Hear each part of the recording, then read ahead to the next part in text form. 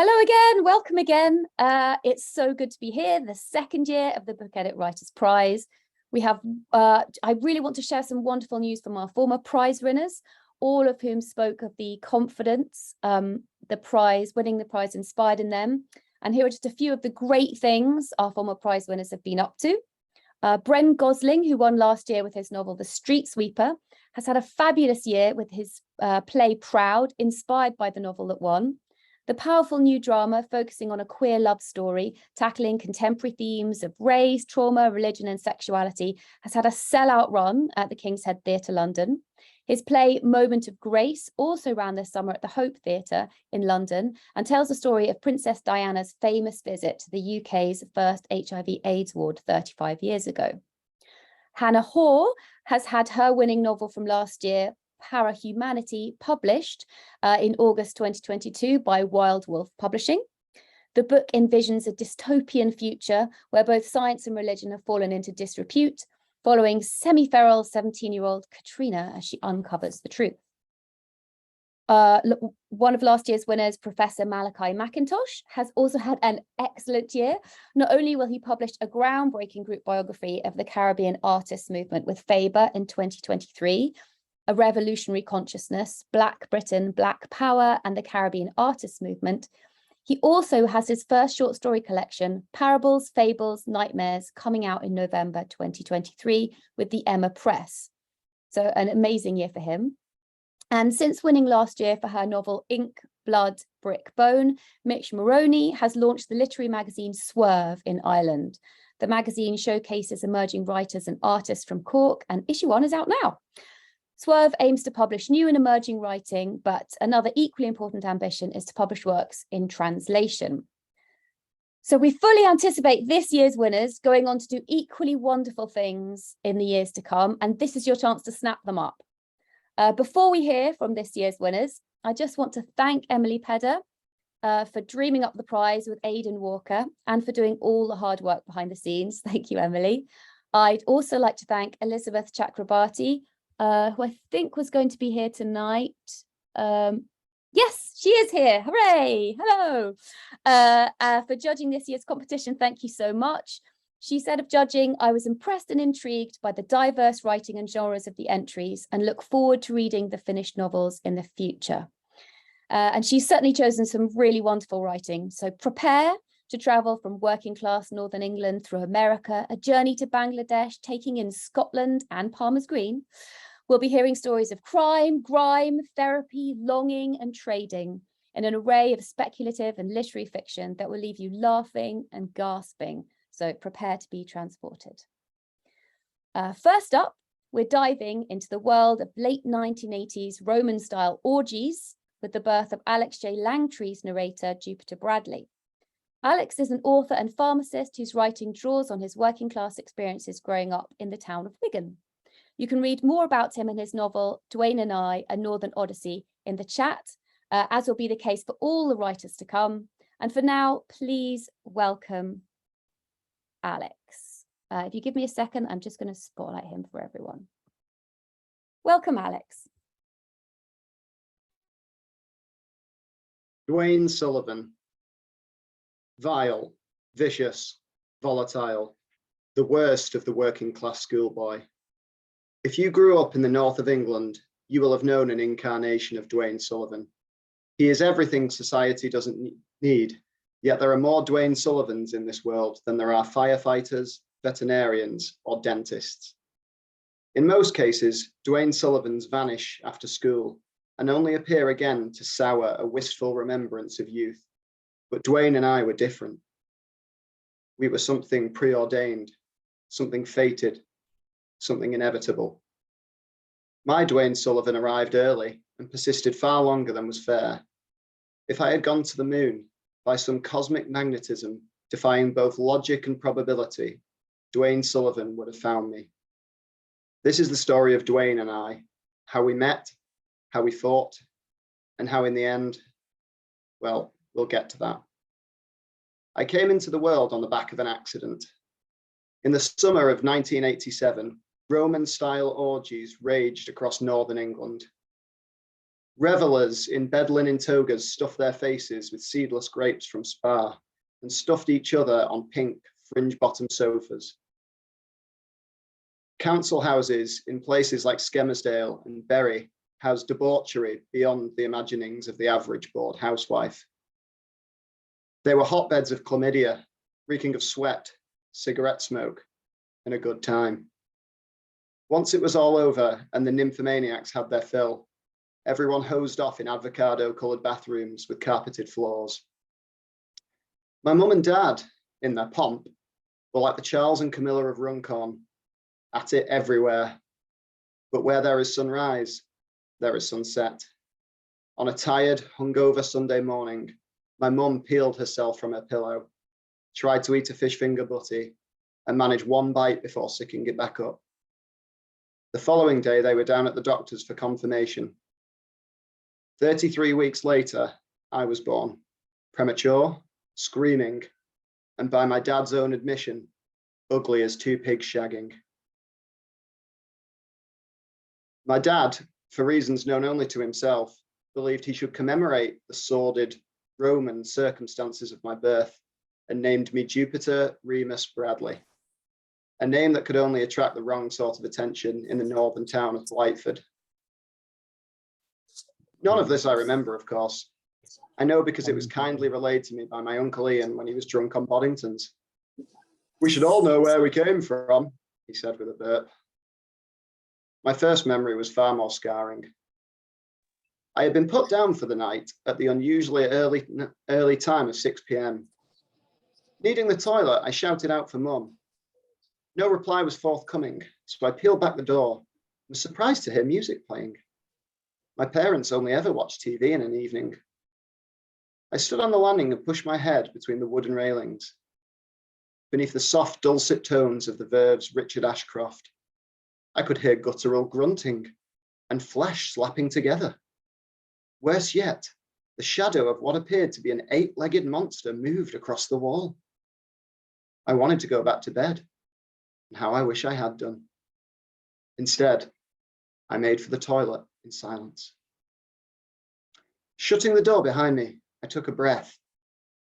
Unable to reach the light, I made do, fumbling across the room. Door frame to bathtub to sink, finally to the toilet. I was still short in stature, and without my plastic stool, it was an awkward business to climb up, but I got there in the end. I have never been quick to action, and I sat waiting for something to happen, placing my elbows on my knees to prop up my drooping head. At peace, finally, it came. Bang! The bathroom door swung open, hitting the wall.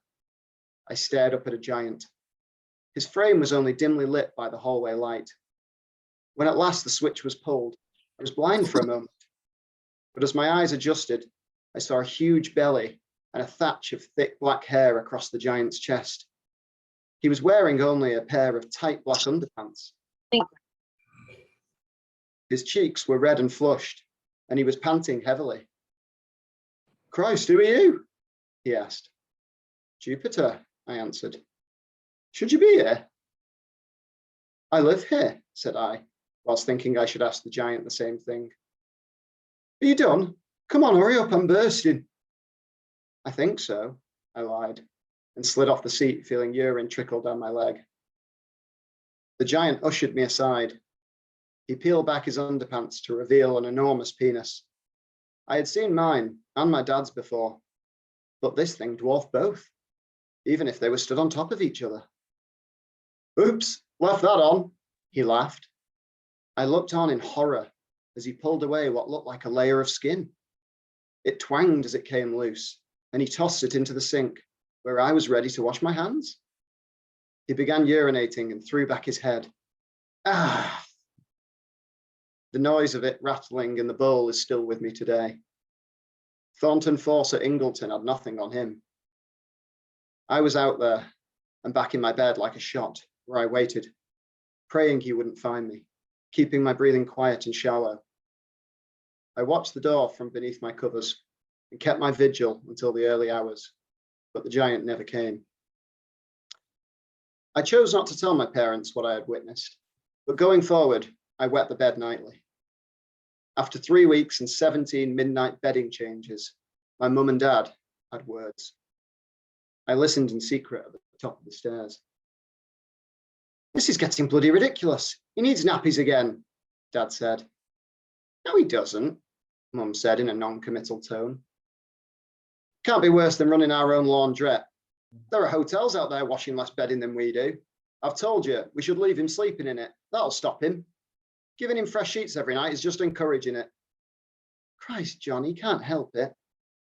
Sure he can, he's being mad. How can you call him that? You know why. Oh, go on, say it. I can see you dying to. Go on, tell me again how he might not be yours. For God's sake, John Bradley, you can be a real gobshite sometimes. Oh, thank you so much. Alex, that's just so funny. And I don't know about you, but that toilet visitation has my eyes watering. It's a bit terrifying. We're leaving England and journeying to the US next with Stephanie Vernier's novel, Iron Harbour. Stephanie has an MFA in creative writing and has published several short stories. Iron Harbour is her first novel. Please welcome Stephanie.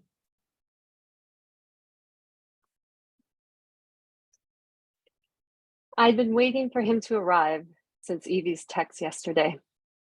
Tell no one about last night. After decades of friendship, I agreed. She'd have her reasons. From my kitchen window, I watched the beat-up cop car stop at the staircase that led to my apartment. Back in high school, this place was overrun with druggies and dropouts. Every weekend, the lot was jam-packed with Iron Harbor teenagers, blasting music from their car stereos, smoking, and passing around a bottle someone nicked. The scent of nihilism was still infused in the walls. I turned away from the window. I had two aims. One was not feeling like a loser. This was currently impossible. I had promised myself I wouldn't come back to Iron Harbor until I was a success. But here I was, nervously rubbing my fingers against a new paintbrush's bristles, wishing something brilliant would magically appear on that freshly stretched canvas. Brilliance was my second aim, but the canvas was empty, leaning against the wall near the stained and lumpy couch that was here when I arrived. I kept reminding myself, a temporary hell led to heaven. Officer Friendly, not his real name, obviously, stomped up the steps. I imagined his boots crunching the fallen maple leaves scattered along the corridor. His fist hit, shaking the hollow door against the hinges. Woodward, open up. Everyone idealized small towns. Everyone's so friendly, you betcha. When you were the right kind of person, I'd bet it was welcoming. Woodward. I found the use of my last name rude. He could have easily said Stephanie. I dated a girl who always called me by my last name. At first, it was cute, and then I found it a form of detachment, like she used it to keep this distance between us. And every time we slept together, she'd bang, bang, the door rattled. I was afraid it might come down with another knock. I was on the hook for the deposit, which I'd be needing when I moved back to New York. I pulled the bacon out of the fridge. The thick white butcher paper was unwieldy. The bacon was from Evie's farm, technically her boyfriend's farm. He fed his pigs avocado, and it tasted divine. Officer Friendly's face appeared in the kitchen window. When I left Iron Harbor, he was a big-headed 17-year-old who used to tag along after his older brother. He'd been a quiet kid, so you didn't know if he was good or bad. But now, he was a square-jawed cop. Uniform or not, he had the posture. Took him a good decade to grow into that sizable skull. I wondered if people thought painter when they looked at me, or artist. I'd take that too. I swung the door open. The chill was no longer lingering on the edge of the breeze while the leaves, changing colors, spun to the ground. Winter was on its way. I shivered before moving the 2 steps back to the stove to toss the bacon into the frying pan. "Did you not hear me?" he asked, his body occupying the threshold. I pointed to the fan above the stove that made an awful whirling sound, like every rotation might be its last. The bacon sizzled and popped. "You seen Mike?" he asked. Evie's text turned into a voice inside my head, a voice that was always there, even if she wasn't. Tell no one. I shook my head and reached for the eggs. They were from Evie's farm too. "You seen these yolks?" I asked. "They're insane, like fluorescent orange. They taste..." "His truck's been here 2 days." He pointed over his shoulder, as if I'd forget Mike's truck was parked in the lot, on view for everyone passing by. "He's officially missing. Carrie filed a report this morning. Today's the wedding." If it had been anyone else's wedding, anyone, I'd feel a tinge of something, sadness, empathy maybe. I felt nothing. I cracked an egg into the bacon grease, watching the white bubble and expand across the pan. He reached above me, switching off the fan. "I know you were with him the night he disappeared." "Disappeared? That's dramatic." I coughed, hoping it covered the rattle in my voice. "You used to park in the lot," I said. "I don't know why Mike's truck is here. He was probably selling dope to my weird neighbor." Officer Friendly couldn't admit publicly or privately that his brother would peddle weed in a town he vowed to keep clean. "What's that?" he asked. My breath caught. I scanned the countertop, Mike's keys, right where he had set them, casually, like he'd come home or something. I hadn't wanted to touch them, assuming he'd show up, demand them, and if I moved them, he'd go off. The edge of his lanyard poked out from under the butcher paper. But Friendly was pointing to a large stain on the carpet near the coffee table.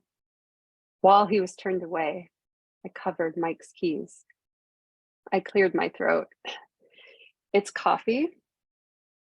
The bottle of bleach and the rag beside it were bad optics.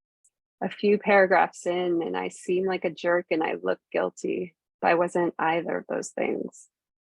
He lumbered over. "Then I'm sure you'd allow me to take some carpet samples." "Look, I'm hungry. Do you mind?" I had one bowl, one plate, and 2 glasses in the cupboard from mismatched sets I dug out of a dusty box in my parents' garage. The sad life of a singleton. "You better hope Mike shows up before 3 o'clock, he said before he walked out. I flipped the eggs, the edges having browned in the grease, and the spatula still shaking in my hand. Thank you so much, Stephanie. It's such a spellbinding reading, and yeah, not only am I super keen to find out what's going to happen, for which everyone will have to just ask for Stephanie's novel, but I'm also feeling curiously hungry now. I fancy those eggs. Thank you so much. So we're going to come back to England and London now with Serafina Cusack's novel, This Is Matty and He Is Fucked. Serafina is a playwright and novelist from London. Please welcome Serafina as she reads from the opening of her novel, This Is Matty and He Is Fucked.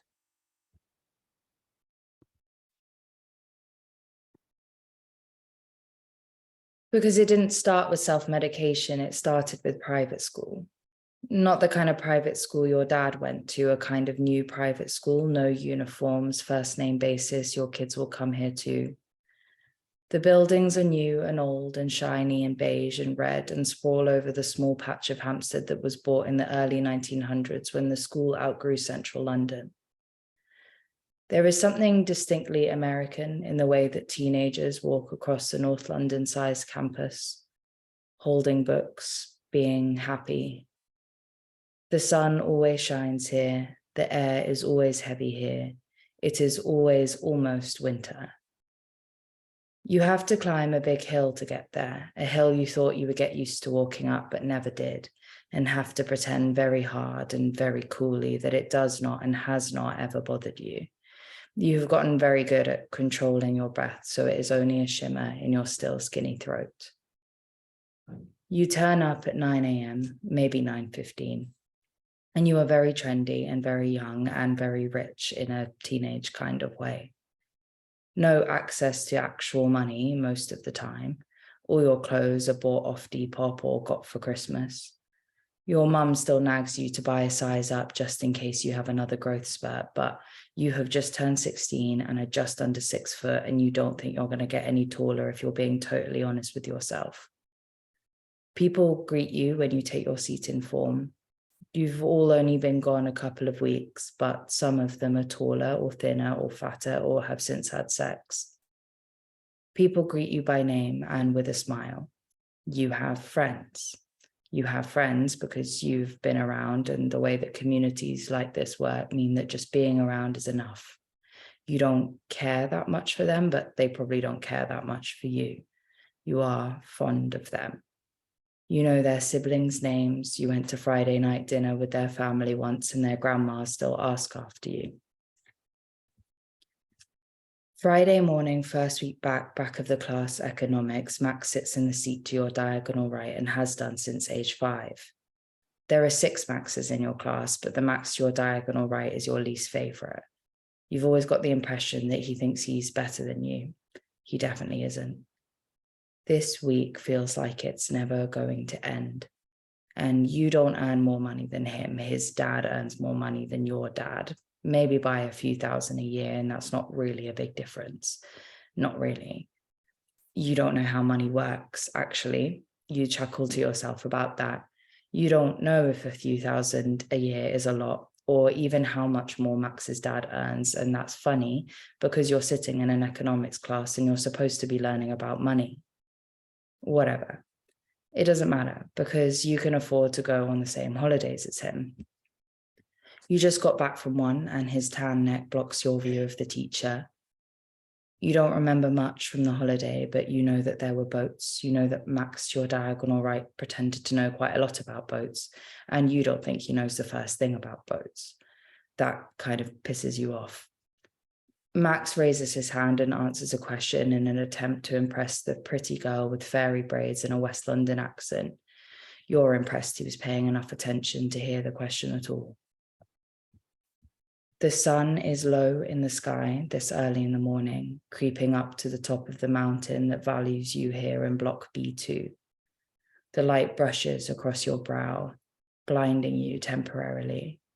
You enjoy this. You don't even need to fucking see, man. You let your frontal lobes turn to liquid. None of this is a big deal. You're like totally chill, dude. Further maths and pre-periods pass like girlfriends until you break up with Friday afternoon. A whole week gone, just like that. You love that feeling, like you've got forever. Like a week should mean something. It means a lot to a lot of people, and you just walk straight through. You and the boys are going out tonight to celebrate. You survived the week, the same week that you've been surviving since the novelty of a good education wore off. The plan is to go straight to the pub. There's this pub up in West Hampstead near the tube that is slightly grotty, but will definitely serve you, and it's been your local since 2012. It's Chinese themed and serves spring rolls and Italian beer. You'll all meet at the gates and walk up together. Maybe a couple of you have jumpers or shoes or jewelry and lockers to change into first, but you just go as you are. You always were a good dresser, a smart dresser, able to go from day to night, adaptable, classic, timeless. Max, who has the locker next to yours, is wearing a black puffer gilet and you fucking hate him. At the pub, you've got a beer and Moretti and a portion of prawn toast, and you're thinking about how you will probably never get a tattoo. Your phones are spitting light with the same group chat messages, generally ignored, but with half an eye on a motive. You're content for now, chatting shit and lining your stomachs. but that feeling always wears off quicker than you'd like. Will on your left-hand side is starting to get stressed. He likes to know what's happening more than the rest of us. Is this a local, I don't need my fake ID deal or something more? We all pretend that we don't care. Yeah, whatever, man, I'm down. If you're down, totally cool. But someone at some point makes the decision. We'll pick up here and then see where the night takes us, to some central London club you can assume with confidence. Some cool guy called Leon, who transferred here for sixth form from a liberal French boarding school, takes orders and calls his dealer, who you can only imagine he brought with him because he is inexplicably also French. Oh, thank you so much, Serafina. That kind of sardonic, kind of rich kid tone really drags me in. And where on earth are we going to go next? Thank you so much. So we are going to go from North London to East London now, and a journey to Heathrow, as we listen to Delwar Hussain read from his novel, The Anthropology of Drowning. Delwar is a social anthropologist from Spitalfields, East London, and The Anthropology of Drowning is his first novel. Please welcome Delwar.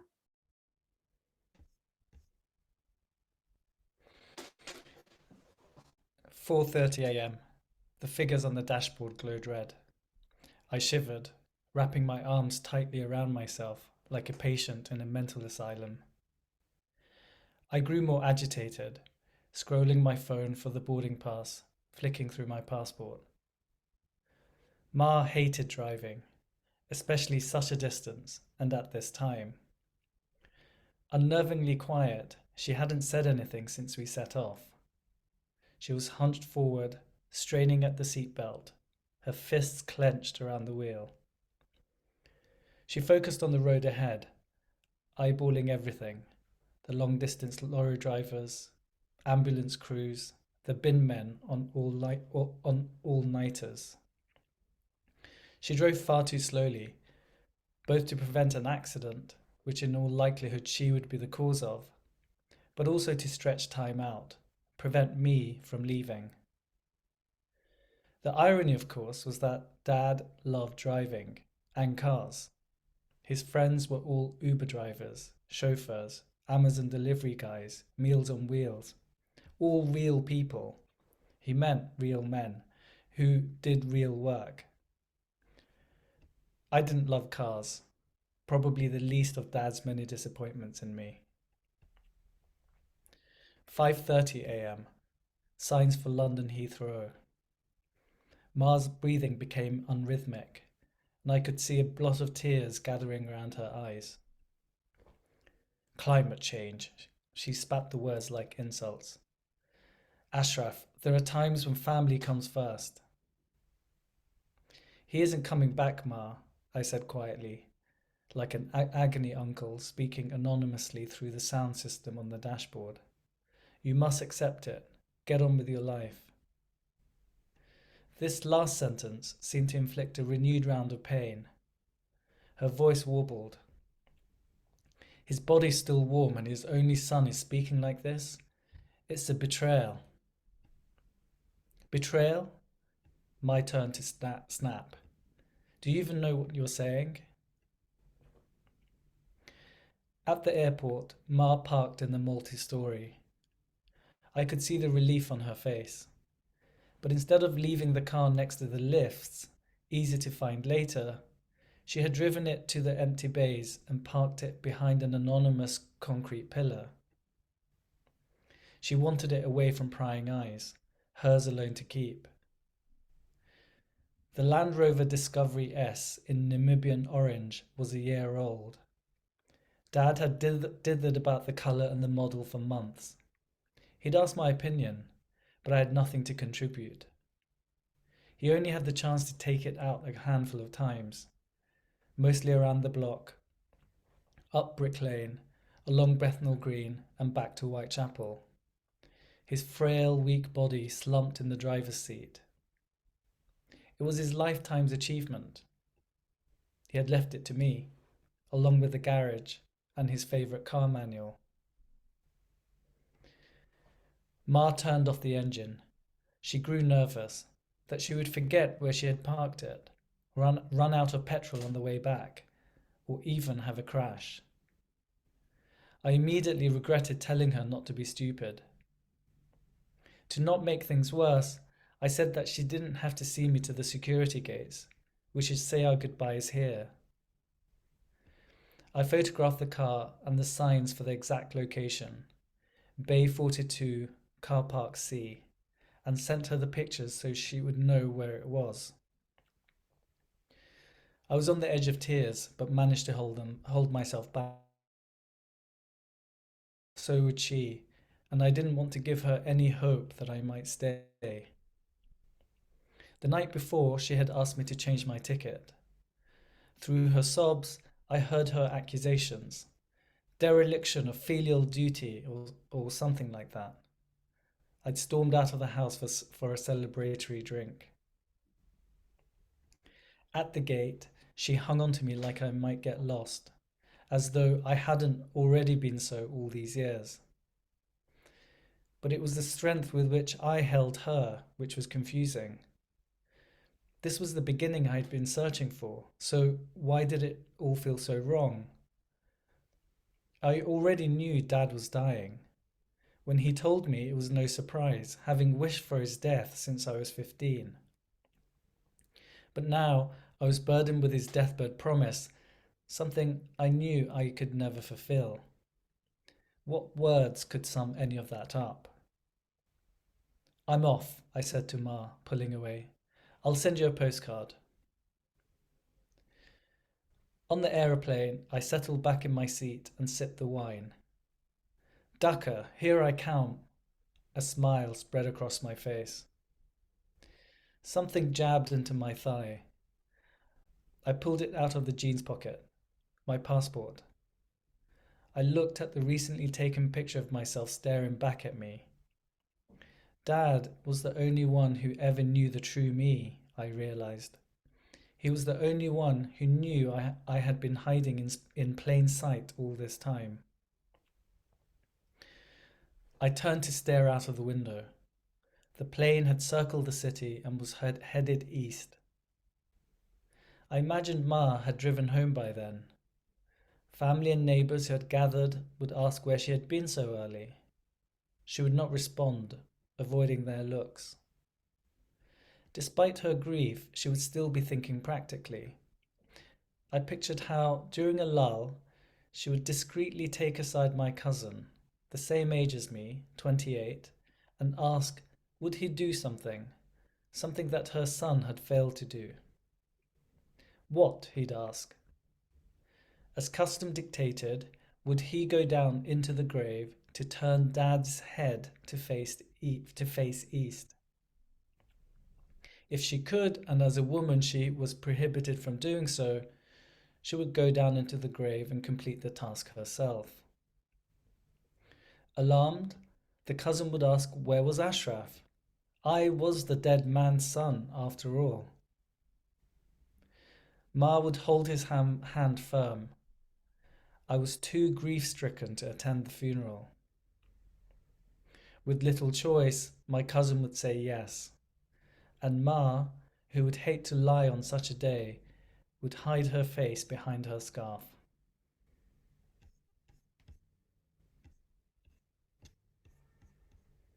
Thank you so much, Delwa. Yeah, the agonies of those intense relationships with family, and do check the chat if you want to know what that deathbed promise was. You might find it there. Thank you so much for that. We are staying in London for now as we take a trip on the underground with Emily Dorman Bean's novel, The Man Who Saw Time. Emily is a speculative fiction writer and primary school teacher from London. Please welcome Emily as she reads from the opening of The Man Who Saw Time.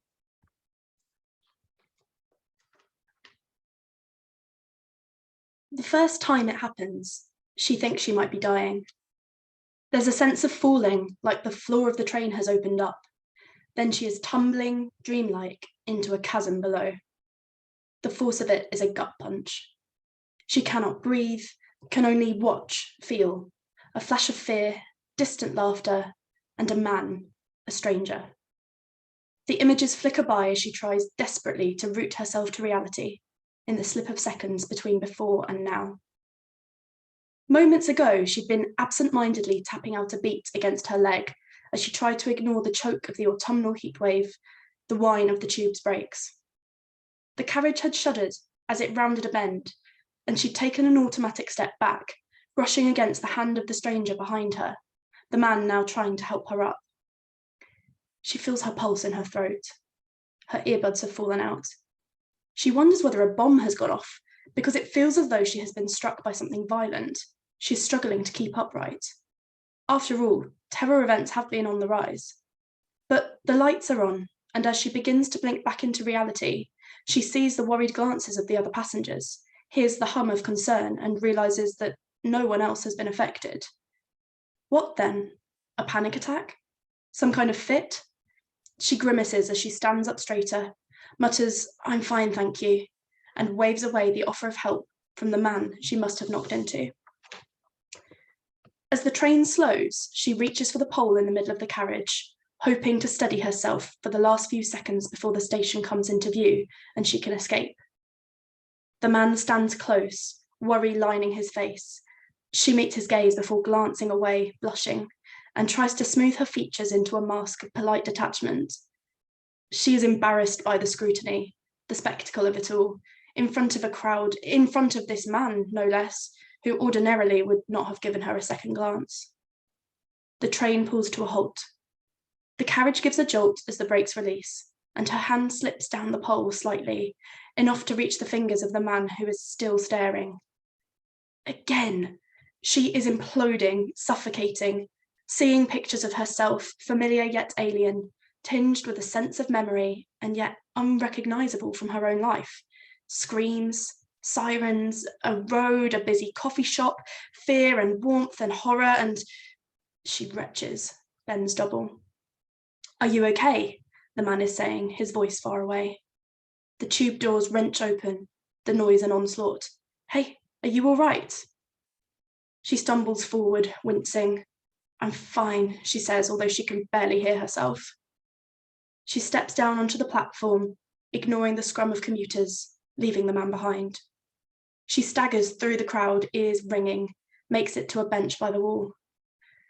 The crowd surges forward, and she sits hunched over as the station announcer's voice calls out, "Please move down the platform," and the tube doors slam shut, and the train is leaving, the crowd now dissipated.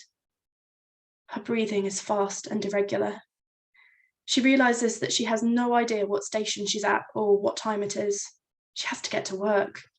She looks down the platform and sees the man from the train. He starts towards her when he realizes that she has noticed him. "No," she says automatically. He pauses meters away and raises his palms in a placatory gesture. She looks him up and down. He's younger than she'd realized, just a little older than her, late 20s perhaps, with wavy black hair, dark olive skin, and heavy framed glasses. He has what she'd call a kind face, yet she feels a shot of fear as he takes another tentative step towards her. She is unsure how she knows it, but she feels with a growing certainty that he has something to do with what happened on the train. "I'm fine," she says. "Don't, I'm honestly fine." He takes another step. "You don't look fine," he says. "Is there anything I can do?" "No, thank you." Another step. She grips the strap of her bag, ready to run. "You're in shock," he murmurs. "It's okay. Let's get you to someone who can help." She shakes her head and her ears rush with vertigo. The man seems to consider for a moment and then perches at the other end of the bench, leaving the middle seat free.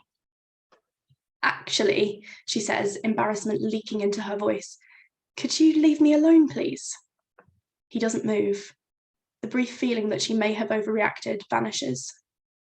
"I mean it," she says, voice rising. "I don't want to leave you on your own like this. You're not well. Go away," she snaps. The man stands, hands up again. "Okay, all right." She feels a sudden wash of exhaustion. "Sorry, I just I want to be alone. I feel so weird. A thought occurs. Did you drug me? His face creases. What? No, he says. God, no. Christ, she thinks. He looks as though he might cry. Despite everything, she feels ashamed. Right, sorry. I think you need to get up above ground. Find help. Okay. They make their way up to the escalators. He offers to carry her bag and she pretends not to have heard. Her embarrassment grows. She decides that he is, in all likelihood, just a helpful bystander. Still, she cannot let herself feel bad about following her instinct. There is something about him that feels wrong. It's like trying to place someone familiar, grasping for a name, a memory. Then it hits her. She saw him. She saw him when it happened, when the visions tore through her. She saw him in her mind before she'd even turned around. Thank you so much, Emily. That's quite a sort of traumatic experience to recover from. So while everyone's taking some breaths, I'm going to tell you about the next reader. And yeah, just to say, isn't it exciting, the sort of range of stories that we've got this evening? So I hope you're really enjoying it as much as I am. So next up, Julie Rea has been widely published in literary journals and anthologies and won the Scottish Book Trust Next Chapter Award. Going from experiencing time all in a rush, as we did with Emily, Julie's narrator is examining the time past that she spent with her ex-husband in her novel, A Long Interval of Nothing. So please welcome Julie. I'm just spotlighting you, Julie, 1 second. There we go. Thank you. Part 1. Wind, Rain, Surf. When we first started dating, only a few weeks or so, we were sitting in a McDonald's one rainy afternoon when we noticed a middle-aged couple in the booth across from us. They were morosely eating their Big Macs in silence, studiously avoiding each other's gaze. "Let's make a pact," I whispered. "Let's promise we'll never run out of conversation." He sniggered. "Of course we won't." And then he leaned across and kissed me. His lips tasted salty from the fries. It was the beginning of it all, so easier for us to believe. After an amputation, the amputee can sometimes experience phantom limb pain, a pain that feels like it's coming from a body part that is no longer there. A divorce can feel like that too. My first time eating alone in a restaurant was a warm Wednesday evening in August. I made sure to choose a place far enough away where no one would know me. It was a small Italian restaurant with checkered tablecloths and grubby candles lodged in empty wine bottles. Except for one group of women sitting at a long table with "Sorry You're Leaving" banners tacked on the wall behind, every other table was a couple. The waiter seated me in a dark corner, wedged in the pathway between the kitchen and the toilets. When you're single, they treat you like it's contagious. I ordered a bottle of house red and a bowl of Torre di Melanzane with angel hair pasta. This had always been his choice. I didn't care for eggplant or garlic, but I needed something familiar to grip onto. The restaurant played corny Italian songs from the 50s, but from my table, I was able to hear the music being played from the kitchen, a screeching heavy metal. Occasionally, I would hear the low grumble of a toilet being flushed, then the harsh whir of an airdryer. Everything is a veneer. It's all surface. When my food arrived, I forced myself to eat slowly, carefully carving out small, precise chunks and chewing until my jaw ached. Although the meal was cooked well, it tasted bitter on my tongue. A pretty blonde sitting across from a broad-shouldered man threw her head back and shrieked loudly. Feeling suddenly self-conscious, I fished a book out of my handbag and pretended to read, but the words swam on the page in one long, blurry line. I hadn't expected it to be so hard, trying to fill the gap. I pushed the plate away and gestured to the waiter for the bill. As I was punching in my PIN number, he noticed that my chair wobbled. "Oh, you should have said. I would have been happy to get you another." He looked crestfallen, as though I just told him I had 6 months to live. "It's fine," I shrugged. "Next time I'll remember and bring my ducking stool." He smiled, didn't get it. He was young, so why should he? Outside, as I made my way to the train station, I felt myself sway a little. The wine had hit me like an anaesthetic. It was after 10 o'clock and the sun had dropped away, leaving only stringy grey clouds in the sky. The breeze, once sticky and humid, now had claws in it, and I paused a moment to button up my coat. This is the part where I would hook my hand in the crook of his elbow, I thought, and we'd tipsily laugh and banter gently back and forth. A sharp reminder of the easy rhythm we once shared. But this aloneness was a purgatory I inhabited now. I walked on, hobbled by blame and regret. What Dennis Covington said, knowing where you come from is one thing, but it's suicide to stay there. I grew up in a narrow red bricked house on a long grey street where the buildings had boarded up windows and junk cars leaked oil in dirty gravel driveways. There was a tyre factory nearby, and in summer, the air would smell like burning rubber, like the inside of a gas mask. I lived there with my mother, Irene. One of the perks of living in a single-parent household is that I got to stay up as late as I wanted, watching old horror movies, while Irene worked nights at the 24-hour supermarket. We'd pass each other in the morning as I left for school and she was going to bed. I'd leave a ham sandwich in the fridge for her with a can of Dr. Pepper.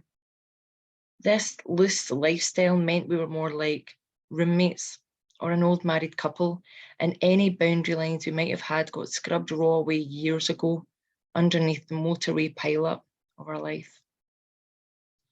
Every Christmas Day, Irene would sleep late and I'd sit cross-legged on the carpet watching cartoons or MTV until she got up and we'd open the presents.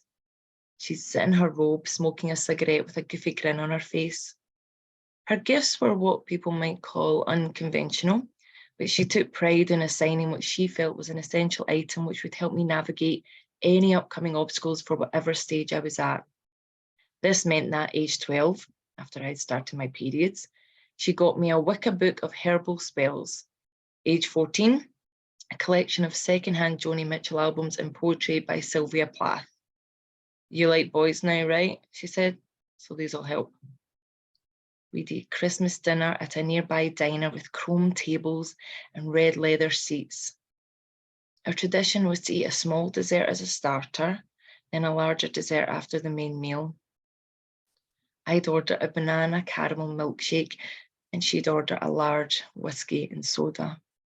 We'd wear paper party hats and wrap tinsel around our neck. I looked forward to it all year. I got to feel like a kid for a while. Yay, thank you, Julie. Yeah, I just get so transported into your scenes. I can just picture the restaurant and the diner at the end, and yeah, what a Christmas message though. Christmas kind of, we started to work up to that. It's a bit of a interesting one, but yeah, thank you so much for that. From self-examination to therapy next, we're heading to Palmer's Green with Attar Hadari's protagonist and diet coach, Judy Plum. Attar's short stories have been broadcast on Radio 4 and published in literary magazines in England, the US, and Asia. Please welcome Attar as he reads from the opening of his novel, Dead Thin. Judy Plum woke at 6 a.m. to take her first call of the morning. It was a dentist from Palmer's Green with chocolate issues. Not problems, you understand. He could take chocolate or leave it, but it helped if at 7 o'clock in the morning when he went to the park, there was someone to tell him over the phone not to go for that Toblerone. Judy dropped coffee powder into a mug and stood while the water boiled. There was a pleasant whirring sound from inside the kettle, and the sky over the trees outside turned yellow. She left out a mini carton of juice for David to take to work with his sandwiches and went upstairs in her blue slippers to the room at the top of the house where her study lurked behind a thin pine door. Earphones draped over the edge of the desk, a lightweight set that meant she had two hands free when she talked. Her coffee went down on the mat by the phone with the words, "Tomorrow is the first day you can put things off to," in small crabby letters.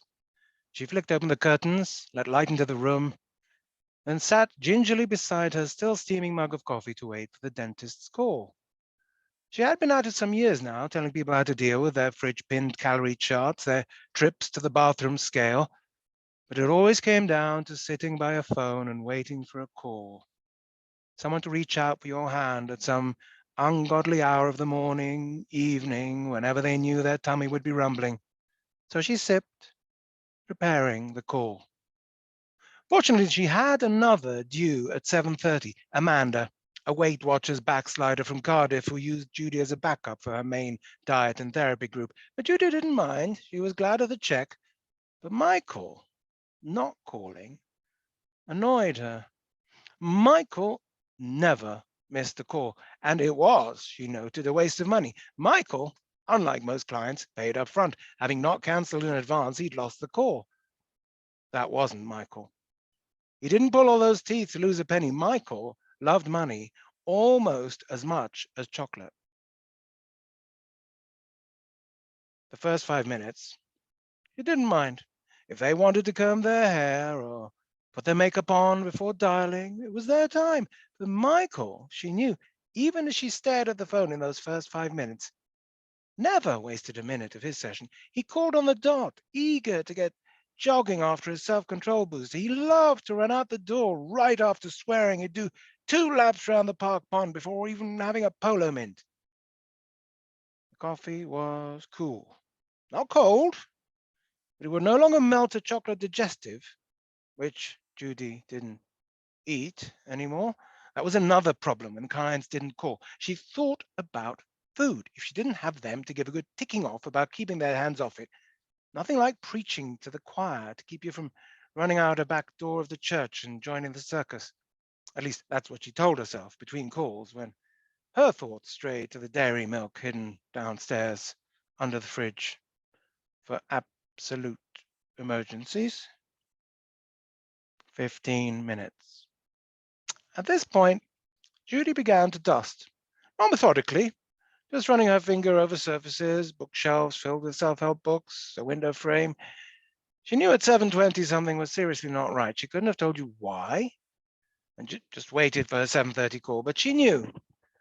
Some people would rather die than lose a £50 note, and Michael, she knew without ever having met him, was one of them. Michael, she knew, was in trouble. But it wasn't until 7:30, just before Amanda rang, that Judy made up her mind to go to Palmer's Green, where Michael's checks were addressed, to see if this man she'd never met was all right.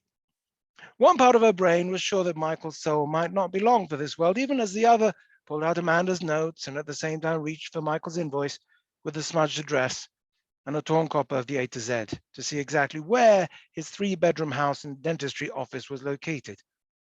At 9, after the call following Amanda's had gone well and David had stuck his head around the door saying he'd be back early tonight, she left the house, taking her keys and a little bag for shopping and the smudged invoice. She took the 102 bus from Golders Green Tube Station all the way to the North Circular Road junction at Green Lanes, where she got off, walked up the road to Palmer's Green. She knew he had a 3-bedroom house with a practice in it because he talked about it all the time. The front room and how much it cost to get a builder to put a new wall in, make a dental surgery and bijou waiting room out of it, how much a new partition wall cost. Did she know how much a new partition wall cost?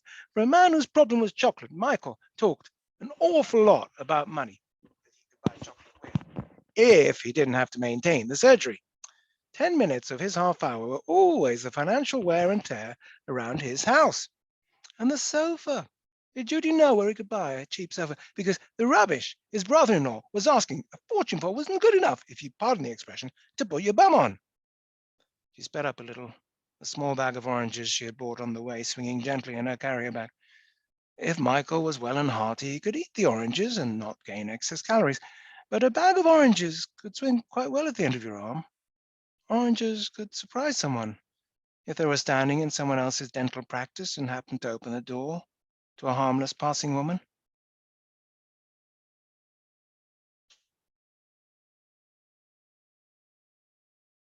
Thank you so much, Atta. I'm so busy writing funny things in the chat that I'm just wanting you to keep talking on from the gloom. That was fantastic. And I am planning to carry a bag of oranges wherever I go if I feel threatened now. Yes, so thank you for that. We are going to leave the streets of Palmer's Green for the trading floor next with, unbelievably, our last reading. Felicity Yeoh will be reading from her novel, The Labelled Bones. Felicity's novel has been shortlisted for many prizes already this year, and like her protagonist, she has an MA in mathematics from Cambridge. Please welcome Felicity as she reads from the opening of her novel, The Labelled Bones. I'm having breakfast at the desk when 3 impossible things occur. 1, the wrong phone. 2, a silent message. 3, instructions from a dead man. I'm sort of joking by saying impossible because it's one of those words that doesn't really mean what it means. Impossible literally means not possible, but in practice, impossible sort of just means unlikely. It's counterintuitive, but people understand you better when you speak in sort ofs. My job is sort of this, to put a price on possibility. 1, the wrong phone. Even with my headset on, the ringtone cuts straight through the hubbub of the trading floor. Everyone is talking at once, talking money. Money is our commodity. We take in particles of money with every breath. The miasma of it saturates our clothes and gathers in our pockets like lint, weighing us down. Dealing with such quantities of money means time itself is expensive here. Every second counts. To a man or to a woman, as 5% of us would say, each person stares fixedly at their dealer board, the bulky fixed landline phones, which have an array of light-up buttons, one for each person of the team. But it's not my button on the dealer board that's ringing now. It's my BlackBerry. Unheard of. And as apparently as yet unheard, at least to the rest of the desk, thank goodness. The volume's set low, and fortunately for me, one of the junior commodities traders has just started crying. The Bloomberg group chat for my graduate class provides an instant explanation. A futures contract for 10,000 barrels of oil wasn't rolled over to next month, so we can expect 10,000 barrels of oil downstairs at reception in a week or so. Nobody's sure how that's going to work out. The post room already complain about the amount of online shopping we get delivered. Focus. The immediate task here is obviously to answer the phone, or at least make it stop ringing. It shouldn't be ringing at all. It's programmed to stay silent during business hours, except in response to 2 specific callers, my brother Aid and my best friend, his girlfriend, Alex. Alex knows what it's like on the trading floor. She got me my job after all. So she knows better than to call me at the desk. But so does Aid. In fact, who calls without texting first these days? For anyone to call me at work on my personal phone, for Alex or Aid to call, I can't put into numbers how surprising this is. It is a non-standard deviation from the norm, not that that's a thing. In other words, impossible. 2, a silent message. After 1 ring, it stops. Missed call, Alex Dodgson. I announced to the rest of the rate structuring team that I'll go to the coffee bar and get everyone's usuals. I'm placing the call before I've left the floor. Alex answers by saying, "Is now a good time to chat?" Well, it must be by definition, otherwise I wouldn't have called. But I just say, yes, I've got 6 minutes. Yes, just really quickly then, I've got a list of trades on a trade blotter. It's for the case I'm working on. It's so long since I was on the trading floor, I was hoping to borrow you to figure out in seconds what would take me hours. Could you possibly cast an eye and just say if anything strikes you as significant? A blotter, a set of instructions for executing trades worth millions of pounds, is highly sensitive information. I only hesitate for a moment. Are these someone's real trades? Just say yes or no. Yes, she says. You can't email them. I play the sentence back in my head. Does it sound rude? Possibly. So I quickly add, sorry. Personal usage of my BlackBerry isn't a problem. It's explicitly permitted by the bank. I don't even own a separate mobile she could send them to. But work could ask me to account for anything on my device at any time. And a random trade blotter certainly would take some explaining. Or if it's fewer than I have 5 minutes and 15 seconds. Alex is a fast talker. 70 entries. You can just read them. Security, buy or sell, price. There is a pause, and I hear her press and hold down a key, tap twice, but I've accounted for this. 72, to give us the best idea. Start now. I pause, making sure I have a hand on the banister so that I can keep climbing the stairs without looking, as the number line unrolls across my vision, a glowing axis visible only to me. She reads the trades, getting into a rhythm almost immediately. To me, each trade's exposure has a shape, a line which flexes steeper or flatter depending on its price, flipping upside down if it's sold rather than bought. With each transaction, the overall shape bends and stretches like the tightrope act at the Chinese state circus that dazzled Ada and I when we were small. Acrobats leaping one after the other, impossibly graceful and in perfect formation. There is a combination so elaborate, audacious even, that it is a joy to behold, until suddenly a misstep, an imbalance that doesn't resolve, exposures which don't net off but leave residues that get twisted out of shape, and it's all gone wrong until there is another larger misstep, a clumsy sequence that, like a stumble, that turns into a fall, tumbling and tumbling, and everything comes into focus again. Alex has stopped. That's all of them, she says. Do they tell you anything? I've arrived. 3. Instructions from a dead man. Alex, the man who instructed these trades, he's dead. Oh, thank you so much, Felicity. I really wish I could see numbers like that. Isn't it wonderful? What a way to end the evening. The instructor of trades may be dead, but these wonderful authors are very much alive, and their work is waiting for you to read it. An anthology of these openings will be sent out tomorrow, but do look through the chat for the contact details of the authors. And of course, you can email Emily at the Book Edit as well. Thank you all so much for listening and cheering on these fantastic writers and voices of the future. Thank you again to Emily for running this brilliant prize, to Elizabeth Chakrabarti for choosing our wonderful winners, and to Aidan Walker, Ellie Jaden, and Maisie Pedder for their work behind the scenes. Thank you also to the writers for reading so beautifully and taking us into the worlds of their novels. And I don't know about you, but I can't wait to read more. So I really hope I'll be doing that in the not too distant future. I'm going to turn off the recording now, but I just want to say again, thank you all so much for being here. And yeah, it's all exciting to know what will happen from this point on. So thank you very much, everyone.